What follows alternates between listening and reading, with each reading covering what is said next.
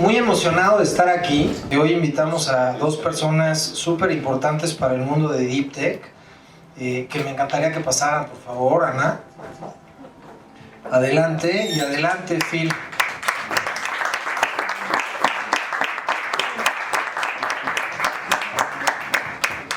El esfuerzo de hoy está enmarcado en una serie de cosas que hemos estado haciendo, pues algunas de las personas que estamos en el ecosistema, yo creo que los últimos 20 años más o menos, pero me encantaría que empecemos sobre todo pues con introducciones de ustedes para que la gente sepa quiénes son. Yo creo que es súper importante. Muchísimas gracias Pedro por la invitación, gracias Luis por acogernos aquí, es un lugar maravilloso. Yo soy Ana Laura Fernández, soy responsable del Fondo de Impacto dentro de Fondo de Fondos. El Fondo de Fondos inició en 2006, inició con la iniciativa de Private Equity. En 2010 se instauró también el área de Venture Capital y 2018 nos lanzamos a la tarea de hacer inversión de impacto. No sé si todo el mundo sepa lo que es inversión de impacto. Nuestra definición de inversión de impacto es aquella que, además de generar un rendimiento atractivo para el inversionista, genera un impacto positivo social y o medioambiental, y dicho impacto debe ser medible.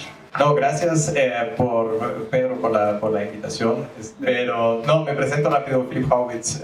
Yo soy socio en McKinsey aquí en México, originalmente alemán, pero llevo 8 años aquí en México. Lidero McKinsey Digital, o sea, todo lo que hacemos en temas de innovación, que incluye el trabajo con el mundo de startups y el mundo de inversión, tanto dentro de las empresas, entonces también pues el business building ahí, como con emprendedores de todos los tamaños. Creo que hay una oportunidad muy grande aquí, no solo en el tema del Deep Tech, sino en general. Pues muy emocionado, cosas que no les dijeron ellos, pero que les puedo decir yo. Ana lleva metida en esto desde hace rato y es uno de los arquitectos del ecosistema de capital, y sobre todo en la parte que tiene que ver con ciencia, desde Nafin y luego la parte de Mezzanine, en fin, una historia interesante. Y me encantaría empezar contigo, hay varios temas que quiero platicar con ustedes. Desde la cachucha, como inversionista directo y como fondo de fondos, me encantaría que nos platiques un poco de la identificación de las startups de Deep Tech. O sea, al final del día, entienden ustedes, tú en particular, entiendes muy bien la parte de Deep Tech con impacto, pero ¿cómo es ese proceso que llevan a cabo ustedes para esa identificación,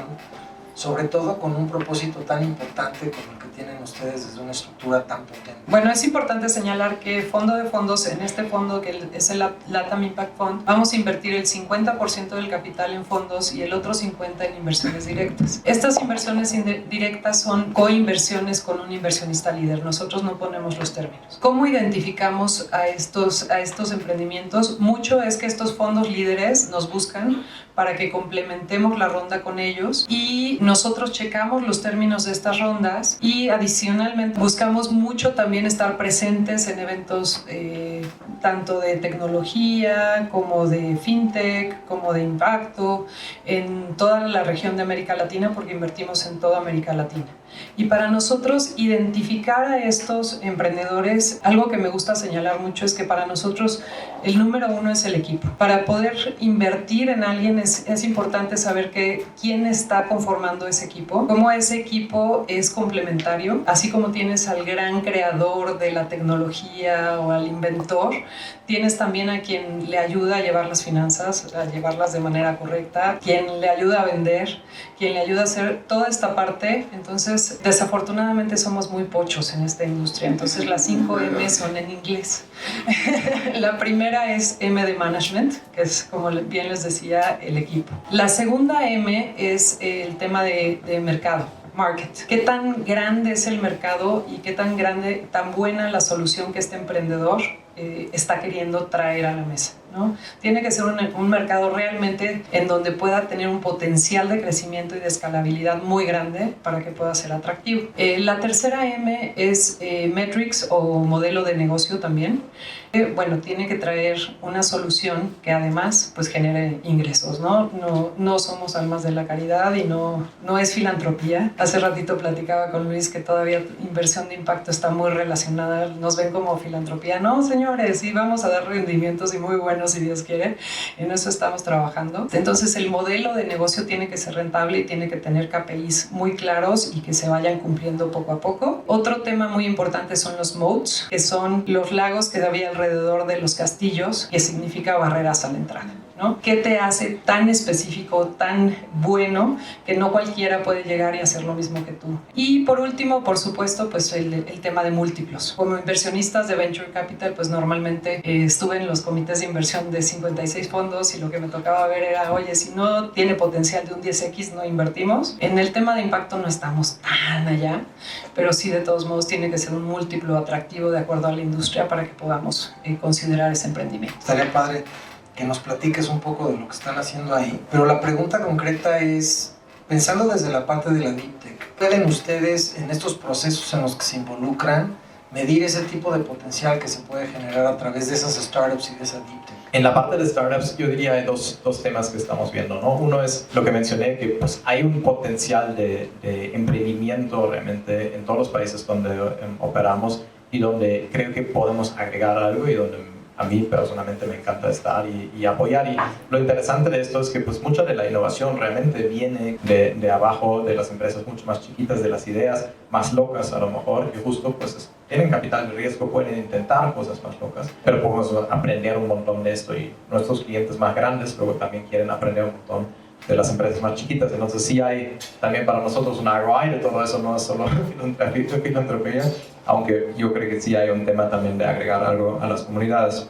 Para la segunda parte de realmente por qué este tema es interesante para nosotros o qué estamos haciendo ahí, yo creo que incluso en el taking the step back, entendiendo dónde están realmente las oportunidades en el mercado. Al final del día, todo el mercado Deep Tech, pues son apuestas un poco moonshot en algunos casos literalmente moonshot. Y estas ideas tienen un potencial grande, pero hay que entender de dónde vienen. Lo que nosotros miramos de market sizing realmente de pues hacia dónde va todo esto y de dónde, cómo se genera valor en todo esto. Porque pues al final del día, si tú ves ciertos verticales de Deep Tech, todos son enormes, ¿no? O sea, si tú ves el mercado de cada uno de estos, 5 años, 10 años, hay números locos. Tener una idea de pues qué tan grande se hace, y justo SpaceTech es un buen ejemplo de los muchos, ¿no? O sea, al final del día SpaceTech, obviamente sí hay los SpaceX que luego quieren ir al Marte, ¿no? Y que quieren realmente hacer misiones que antes pues la NASA y otros tenían, pero el valor de mucho del mercado viene de otras cosas, viene mucho más cerca. Ahora Amazon acaba de anunciar sus programas y ahí hay un potencial que se va a poder capturar mucho más rápido y va a ser enorme también, ¿no? Y lo mismo si tú lo ves en cada uno de los verticales, Climate Tech también, ¿no? Climate Tech es un mercado brutal porque además resuelve una necesidad muy, muy importante para todos nosotros aquí. Es massively underfinanced, ¿no? O sea, si tú ves solo la necesidad en nuestros mercados, o sea, si decimos como el sur global, ¿no? O sea, el Global South, hay una necesidad de inversión que hoy en día está cubierta en un 9%, ¿no? O sea, 9% de lo que hoy en día necesitaríamos de inversión está cubierto. Deja tú lo que se necesita en 10, 20 años. Entonces, tener un entendimiento de, pues, realmente qué tan grande es esto y cómo cubrirlo, cómo comerse este elefante, creo que hay mucho valor en esto. Cambiando un poco a la parte como de riesgo-recompensa, que va un poco ligado a lo que hablaba Phil, que tiene que ver con este norte-sur y demás. Cuando estás en un aparato de fondeo, es un tema de números y tiene que ver con estadística y probabilidades. Entonces, tú tienes la responsabilidad pues, de recibir dinero de gente que no conoces, que confía en ti, y ese dinero tú tienes que invertirlo en cosas que pues no solo no se pierde el capital, sino que regrese pues lo más que se pueda. Entonces, a la hora de analizar pues, todo el escenario, ¿no? Y ver los ecosistemas que tienen los G7, por ejemplo, y lo contrastas a lo mejor también con lo que está pasando acá en Latinoamérica, ¿eso cómo funciona? ¿Cómo puedes hacer eso para hacerlo pues, con el menor riesgo para ti, para tus LPs? Cómo construir confianza es súper importante, y la confianza no se construye de la noche a la mañana, ¿no? Ni de nuestros inversionistas con nosotros, ni de nosotros con los fondos y con los emprendedores con los que trabajamos, ¿no?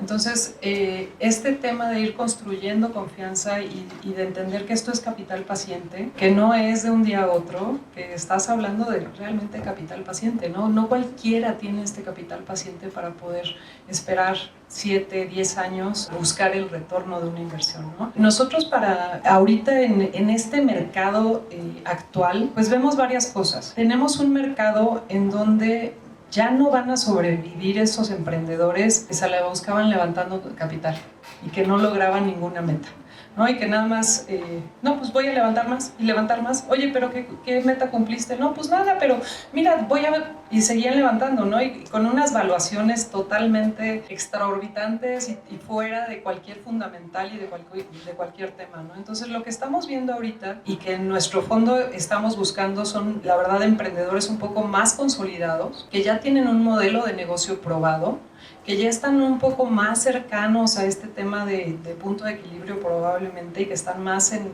ese crecer, que ahorita pues nos van a dar esa tranquilidad que le disminuye ese riesgo.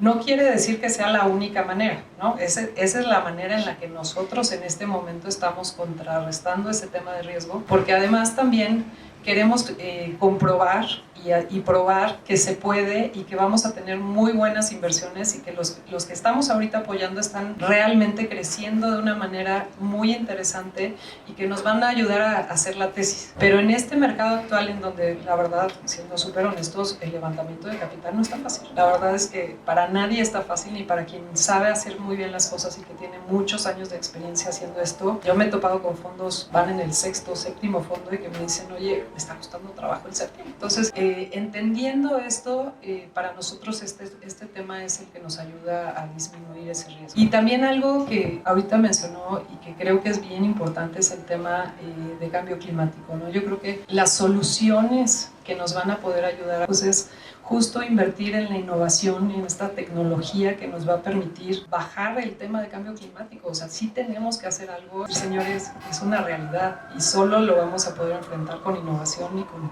tecnologías que nos permitan hacer que esto no llegue más allá, ¿no? Oye, riesgo recompensa, la parte de ustedes, porque sobre todo en el tema de Deep Tech, nosotros lo que hemos estado viendo los últimos años ha sido mucha gente metida en temas fintech, plataformas digitales, cuestiones que tienen que ver a lo mejor con eficiencia operativa de los negocios y demás. Pero ahorita ya empiezan a haber otro tipo de necesidades en donde las empresas farmacéuticas ya entienden que pueden acercarse a una startup que tiene unas capacidades importantes en materia de impresión 3D, 4D, inteligencia artificial para vacunas. ¿Cómo es este acompañamiento con estas grandes organizaciones del sector productivo para ayudarlos a que encuentren esa fórmula de diversificación de portafolio, de eficiencia operativa, pero gracias a una Deep Tech que sí funcione? Antes que nada, totalmente de acuerdo que lo que vimos en los últimos años era mucho más este crecimiento en las cosas más visibles, más front-end, ¿no? Hubo un montón de inversión en esto, ¿no? Y hubo, como bien dijiste, unas valuaciones que probablemente pues no eran tanto la realidad de lo que se estaba construyendo. Hubo el ajuste ahora, ¿no? Entonces el mercado pues obviamente es muy distinto también para estas empresas ahora mismo que creo que ahora están enfocando mucho más en getting the basics right, ¿no? Lo cual creo que es algo muy positivo y luego crecer de forma mucho más sostenible. Yo creo que en este contexto hay un montón de inversión ahora yéndose a lo mejor justo a cosas donde hay eficiencias en empresas, como tú dices, ¿no? O sea, cosas que son tangibles. Yo creo que el tema de las inversiones en Deep Tech van a ser como un tema un poco en paralelo. O sea, va a haber los dos tipos de inversión y bueno, ya hay los dos tipos de inversión porque también hay un timeline muy distinto, ¿no? O sea, al final del día, el retorno en Deep Tech, si la idea funciona, es mucho más grande, ¿no? Y es incluso más seguro que va a ser grande. Y creo que para las empresas, obviamente, pues también es un learning, ¿no? Es un learning de que pues no son resultados inmediatos, son resultados a más largo plazo, tienes que estar preparado para eso. Tienes que probablemente hacer un poco de ring fencing de ciertos recursos que tienen que poder estar ahí un par de años y puede ser una década y a lo mejor todavía no traen retornos, pero lo haces con un approach portafolio, ¿no? Y creo que eso es algo que muchos tienen que aprender todavía, pero empresas que están empezando a invertir en startups, en estas innovaciones, a lo mejor asociarse con alguien que cree que es muy positivo asociarse con una startup en este contexto, tienen que aprender que eso es un portfolio approach. Y algunos no van a funcionar, algunos sí van a funcionar. Oigan, y para los dos, porque creo que es una pregunta obligadísima para temas de Deep Tech, ¿cómo se hace para tener ecosistemas? O sea, yo soy biotecnólogo, estoy estudiando mi segundo postdoctorado, por fin encontré una molécula que va a cambiar la bioremediación o qué sé yo, y luego, ¿qué hago, no? Yo lo veo, Pedro, justo lo que deciste, lo que mencionabas, ¿no? Tiene que haber muchos jugadores, pero algo que me tocó ver y vivir de manera directa es que cuando logras tener capital que invierte en ciertos temas, las cosas se empiezan a mover. Y entonces empiezas a ver, a mí me tocó ver emprendedores de todo el mundo venir a México porque sabían que en México había dinero. Y tienes a un Gaia, que es un francés, que se vino a instalar en México y hizo todo su negocio en México. Tienes a un Corner Shop, que también viene de Europa, ¿no? Y se hizo con un chileno. Y tienes a gente de todo el mundo viniendo a generar innovación en donde hay recursos. Entonces, yo desde el lado del inversionista creo que tenemos que aprender a ir generando estas grandes cubetas, a ir cayendo en cubetas un poquito más pequeñas hasta llegar al emprendedor. Y donde hay un especialista que es el que está realmente del lado del emprendedor. Porque algo que vemos mucho ahorita es que los corporates y los families y todo el mundo quiere ser él el que invierta en el emprendedor. Amplía tu equipo, neta, hazlo a través de un fondo que tiene esa especialización para darle la mano a ese emprendedor y apoyarlo a crecer, porque ese fondo es el que realmente le va a hacer el smart money, no se lo vas a dar tú, o sea, puede ser que alguno, pero en realidad hay corporates que a veces hasta le complican más la vida al emprendedor porque creen que el emprendedor le tiene que solucionar muchas cosas a ese solo corporate y entonces lo hace que pierda inversiones de otros que lo van a hacer realmente crecer mucho más. Digamos que una de las cosas que falta es la comunidad. O sea, esta comunidad existe para algunos, ¿no? Que son los grandes nombres que ya conocemos y los que crean su ecosistema alrededor, pero si tú tienes una buena idea y no estás conectado ahí hoy en día, es bien difícil crecer. Entonces, esto falta hoy en día. Por otro lado, hay un ecosistema que creo que es un ecosistema pues, de casi lo que llamaría proveedores de tecnología, ¿no? Que al final del día se tiene que crear también, que es no solo el apoyo de que una idea pueda crecer, sino que es que si tú tienes una parte de la cadena de valor, que tengas todo lo otro alrededor. Esto es también algo que en México todavía lo tenemos que crecer. En Estados Unidos, con ciertos clusters de ciertas tecnologías ya existen. Aquí todavía no tanto y creo que también hay oportunidad para esto. La parte de la medición y la escalabilidad, no podemos medir todo. ¿Cómo funciona eso de OKRs o de KPIs, pero la medición de impacto y demás? Yo creo que es un reto y mira, por suerte nosotros en mi fondo tenemos un super socio que es Sonnen Capital, que es Social and Environmental Capital. Entonces sí tenemos la medición de temas de KPIs y todo este tema de negocio, pero también tenemos este tema de medición de impacto en una metodología muy sencilla pero muy, muy bien hecha, que ha permitido a Sonnen Capital ganar premios y reconocimientos dentro de muchos estudios y análisis de impacto, en donde lo más importante es no generarle al pobre emprendedor análisis parálisis, ¿no? Eso lo dice Raúl y es súper claro. O sea, sí tienes que ser muy claro en qué haces que este emprendedor mida, pero que esto que mida sea lo que realmente te va a permitir generar esos indicadores importantes y nada más. Pero yo creo que tenemos que ir caminando más en estandarizar lo que medimos para que pueda ser comparable. Entonces, yo creo que por ahí tiene que ir un poquito la cosa. Creo que la otra parte que es importante, saber a qué nivel tengo que medir, ¿no? Porque, o sea, Financial Inclusion es un buen ejemplo, ¿no? O sea, puedo decir, pues, qué tantos microcréditos a lo mejor he logrado vender o colocar en el mercado, pero ¿realmente he hecho una diferencia para la gente? O sea, ¿tiene más acceso a dinero o nada más estoy pues, moviendo dinero de un lado a otro, ¿no? O productos? Entonces, como que estas preguntas, y ahí viene la pregunta de escalabilidad, porque esto es muy bonito en teoría, pero luego, ¿quién realmente puede hacer estos assessments a escala? No te tengo una respuesta. O sea, creo que sé que hay varios trabajando en esto, así que ojalá que alguien lo resuelva. Creo que sería interesante para quienes nos están viendo, no solo aquí, sino los que nos van a ver después, pues que nos ayuden presentándose, que nos platiquen de dónde vienen y que no solamente sean preguntas para panel, sino también algún tipo de comentarios si que quieran comunicarnos algo, ¿no?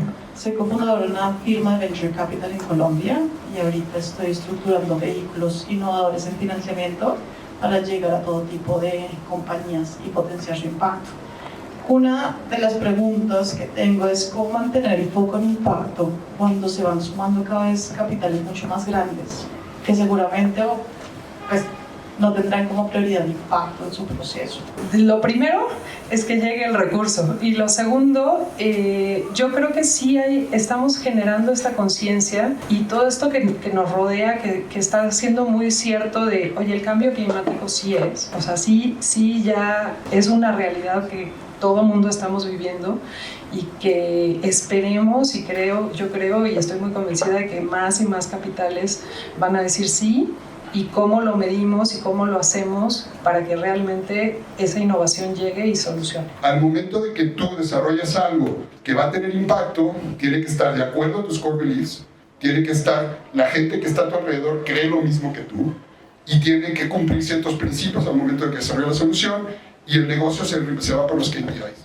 Y normalmente el impacto se puede ver así. Y creo que el emprendedor, específicamente latinoamericano, está empezando a entender un nuevo playbook, específicamente de entender que no solo se pueden enfocar en soluciones locales, sino que tienen que empezar a abrir hacia un mercado global, ¿no? Entonces ese mindset del emprendedor, decir, bueno, que tengo un capital y un talento específicamente local que puede ser transferido a otras regiones. Vemos muchos emprendedores también, independientemente de estar en Latinoamérica, yendo a Estados Unidos, porque sí, definitivamente en cuestión de biotech, lo que vemos específicamente es que son ciclos demasiado largos que no necesariamente los venture capital en este momento, la mayoría de los venture capital tienen la posibilidad de mantener la mayoría de las empresas de biotech, ¿no? Entonces creo que también están existiendo nuevos modelos específicamente que los emprendedores en Latinoamérica empiezan a accesar a Estados Unidos, empiezan a accesar, entonces vemos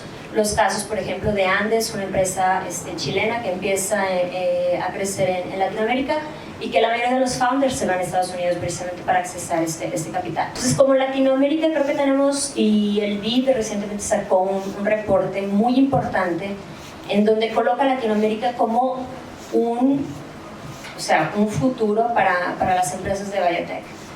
Tenemos talento, existe recurso, existen inversionistas.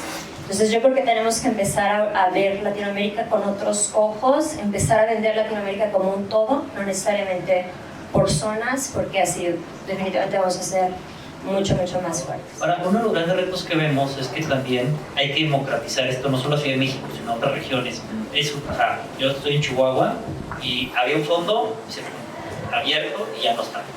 Y estuvimos haciendo foros de inversión, tratando de incentivar al ecosistema y cuesta mucho trabajo. Pero creo que estamos en un momento ideal donde hay una segunda generación y también cómo empezamos a generar, pues no fondos de inversión corporativos, pero que las empresas medianas que sí tienen recursos puedan empezar a entrar en este tipo de dinámicas. Y por otro lado, la parte de las OTTs, estamos haciendo una reestructura también porque hay un modelo que veníamos de hace mucho tiempo que tampoco ha dado los mejores resultados y se empiezan a incorporar empresas que quieren hacer su OTT, pero no para transferir tecnología, sino para captar esas tecnologías y prepararlas en este momento. Entonces, creo que parte de los retos es que uno está haciendo muchas cosas separadas, cada quien con su cachucha. Creo que es el momento de juntarnos como lo que estamos haciendo ahorita y ver qué hace cada uno desde el tema de las OTTs, los ángeles, preparar mejor los proyectos para cuando yo, un ángel y un fondo, entiendan cómo se juega esto. El ecosistema ya se está creando desde hace 20 años. Nosotros pusimos una fundación para enseñar capacidades de negocio en 97, la palabra emprendedor todavía no existía. Habemos muchos veteranos aquí. El chiste pues, es este tipo de foros donde podamos sentarnos, echar unos mezcales y platicar de cómo vamos a cambiar el mundo. Entonces yo los invito a que se echen esos mezcales y nos ayuden a cambiar el mundo.